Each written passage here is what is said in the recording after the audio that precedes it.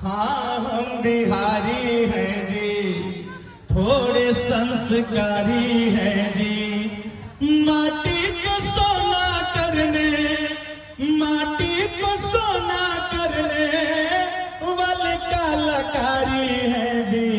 हाँ हम बिहारी हैं जी, थोड़े संस्कारी हैं जी। हाँ हम बिहारी हैं जी। अच्छा, बिहारी होकर पर कितना लोग गौर बा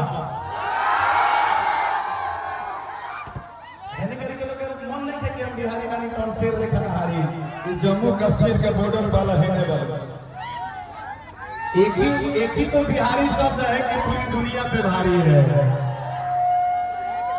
एक बिहारी पूरी दुनिया पे भारी, और जिसे गर्व होनी चाहिए अपने बिहारी होने पे।